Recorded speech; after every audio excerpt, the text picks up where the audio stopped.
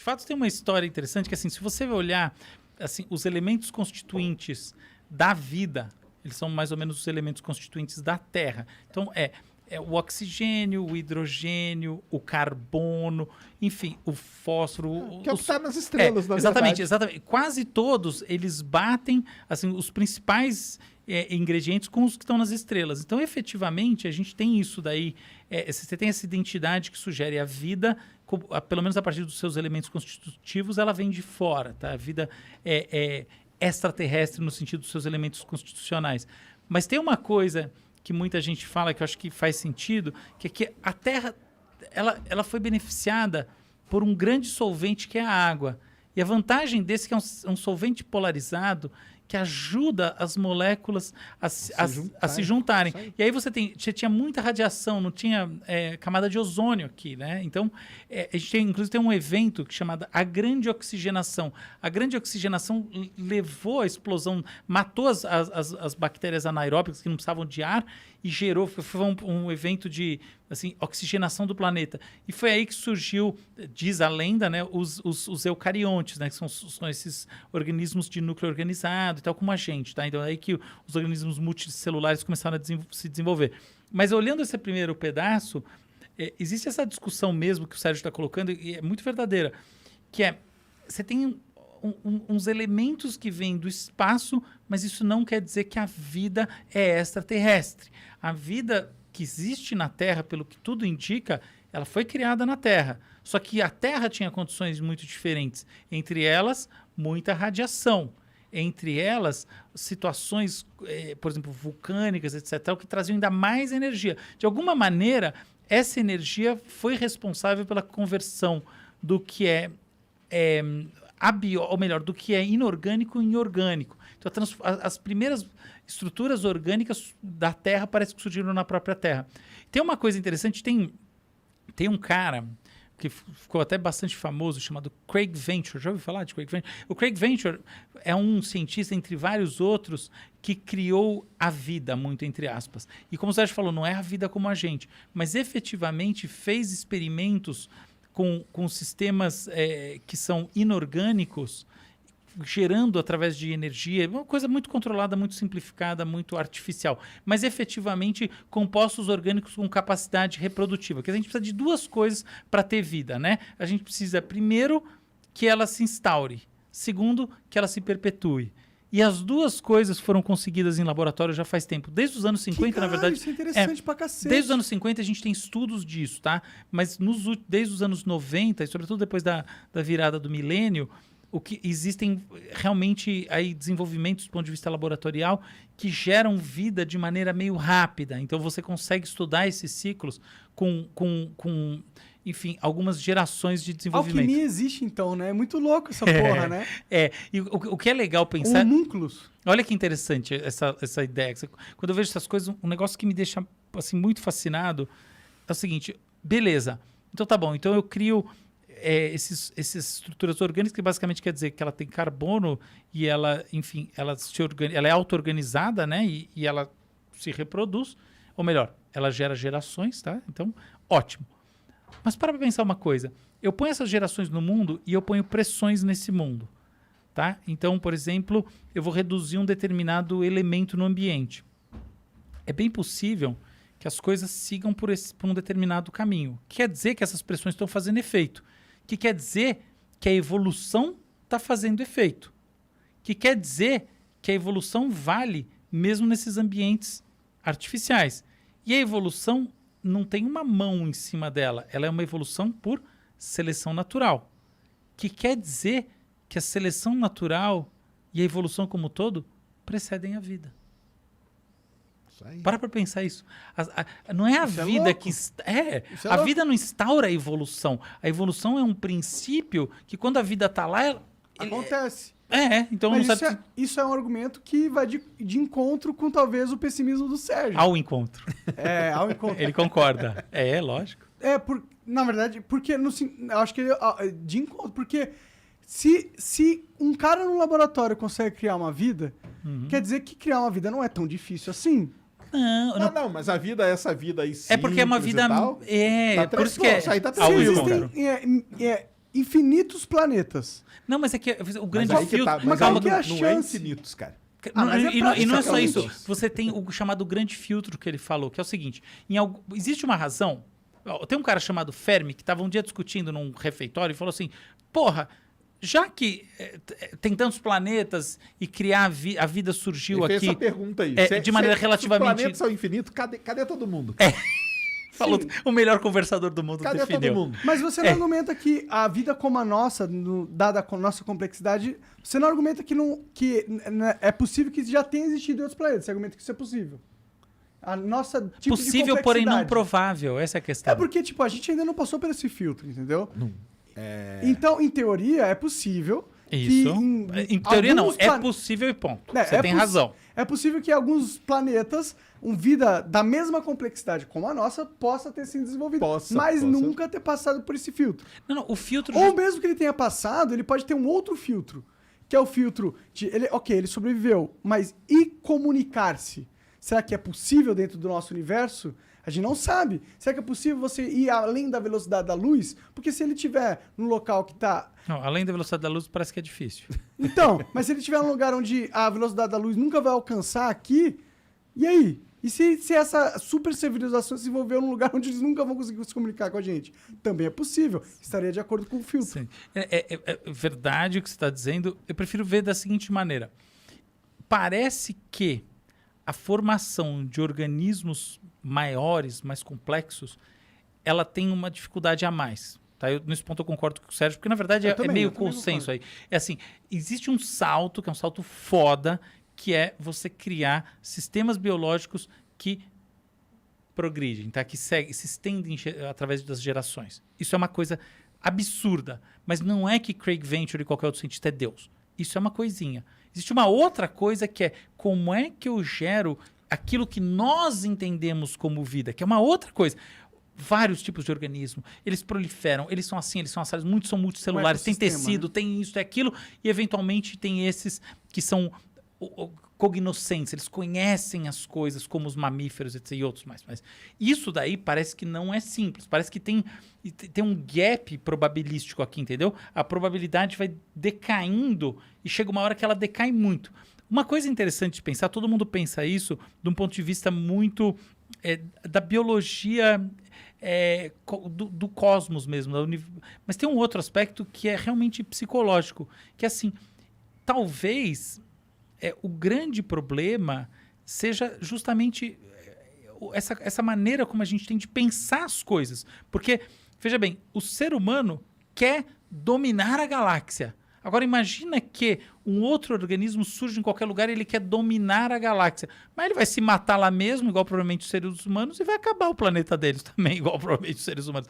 Então, esse é um argumento absolutamente secundário, tá? O primário 99,999 é esse que foi colocado antes, e eu concordo inteiramente com o que o Sérgio falou, e é isso aí, tá? Então existe um grande filtro probabilístico que vai do procarionte, tá? Daquela célula não sem núcleo organizado, até essas estruturas complexas, eucariontes, o ser humano.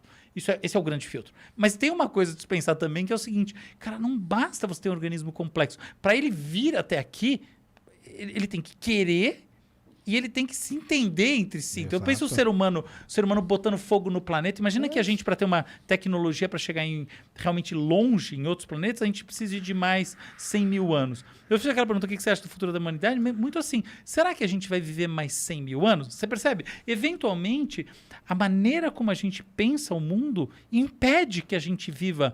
A gente já tem 200 mil anos de idade, não 200 mil anos, você acertou no... Bom, é isso aí. Mas talvez isso impeça que a gente chegue aos 300 mil ou eventualmente a 1 milhão de anos como espécie, um Homo sapiens, pela natureza da maneira como a gente pensa o mundo. E eventualmente isso pode ser um grande filtro também. Absolutamente secundário, tá? Eu não acho que é. Mas é interessante pensar. Não, é interessante. Que a própria cognição da gente... Pensa assim, tá, então tem um outro ser humano do outro lado do mundo. Será que ele vai chegar aqui? Mas caramba, ele vai acabar com o planeta dele antes, vai se matar? Claro que não vai. Mas por isso que o pessoal hoje já coloca nas equações desse negócio de vida esse fator autodestruição. Exato. Que não era muito falado antes. Isso, agora é super. Agora o pessoal coloca muito. E aí quando você coloca esse fator na equação, cara, aí esse seu infinito aí, ele desaba, cara. Entendeu? Desaba totalmente. Não, eu concordo, mas E eu discordo de vocês não de uma questão lógica e racional, é de mais de uma questão filosófica de visão de universo, entendeu? Eu não acredito que esse universo foi criado pra só ter a gente. Mas Eu quem não diz que ele foi acredito. criado para alguma coisa? Por que, Então, que ele eu foi acredito- criado então, para A gente alguma é a coisa? puta cagada lá. Então, é que é O aí Igor que a já gente definiu pra gente. discorda. Eu não acredito no acaso, de certa forma, entendeu? Sim. Acredito no acaso, o acaso existe no nosso contexto. Mas eu não acredito que a existência veio ao Veio ao acaso. acaso, entendi, Entendeu? entendi. Eu acho difícil de acreditar nisso, porque a existência não precisava existir. Claro, O existir sim. não é uma probabilidade. A De gente, fato. na verdade, é uma exceção de uma regra geral A que é própria- Não não existir. existir. Exato. Perfeito. Então, a regra do jogo lógico é a existência não existir. Entendeu? As coisas não existiram. Mas a gente nasce, a gente já quebra essa regra a partir do momento que a gente nasce. Tipo, algo existe. Existe algo. Portanto, a probabilidade que era maior não venceu. Que era de não existir nada. Essa era a maior probabilidade. Ela não venceu. Isso me abre esperança de acreditar que Aconteça em talvez outros a pontos, realidade não seja a que a lógica me aponta, dado as ferramentas e sim algo que eu não conheço. Entendeu? Eu acho que, pra mim, é mais provável que seja uma continuação de algo que eu não conheço do que seja um término do que tudo que existe. Porque a gente pode pensar egoístamente, a existência não é só você. A minha existência vai acabar, não significa que a existência vai acabar. Mesmo que o universo congele e vire não sei o que, ele ainda vai estar aí, de certa forma, entendeu? Mas eu acredito que toda a consciência é tão poderosa quanto a existência universal. Mas isso é uma questão religiosa minha, entendeu? Por isso que eu sei que não tem lógica nenhuma. É só Não, eu tem sim, quero cara. acreditar. A lógica tá na maneira de explicar. Isso foi incrível essa explicação. Achei que você. Aí um negócio bem interessante, que só pra vocês terem uma ideia, por exemplo, ele falou que uma coisa muito importante é a água. E ela é realmente importante. Da onde que veio a água que tá aqui na Terra? Aí todo mundo pensa que ela veio dos asteroides. Porque os asteroides bateram aqui, teve uma época no sistema solar. Na hora que você faz a conta não fecha.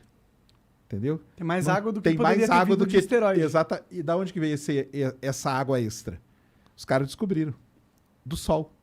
Do Sol? Exatamente. O vento solar, Isso. que é carregado de hidrogênio, quando ele encontra pequenos pedaços de poeira que estão aí pelo sistema solar, esse hidrogênio ele gruda ali naquela poeira e essa poeira depois ela pode ter chegado na Terra e ajudado a dar essa água extra. Então, Caraca, que da hora. tá vendo? Uma coisa que é a água, que é fundamental para Fundamental essa na vida. vida. E tá relacionado a um sistema Ao- que é fundamental ao universo, que é o Sol. Então, e está relacionado com o Sol, que é um tipo de estrela muito específico. Então, você já começa a funilar aquele negócio. Que você falou, não, porque não é infinito. Quantas estrelas são iguais ao Sol? Não é infinito. Poucas. É um tanto lá. Sim. Então, um tanto outro resto, cara, você já tira da jogada. Sim, E aí você vai afunilando. Não, eu E é entendo isso que o pessoal completamente. Eu faz, concordo entendeu? com vocês que a probabilidade de existir uma vida ultra avançada, que já dominou o nosso universo, e a gente só não vê porque eles colocaram uma plasma ao redor do nosso planeta, só transmitindo as Mas do estrelas. outro lado, mas aí do outro lado tem uma galera que fala, cara, existe sim, entendeu?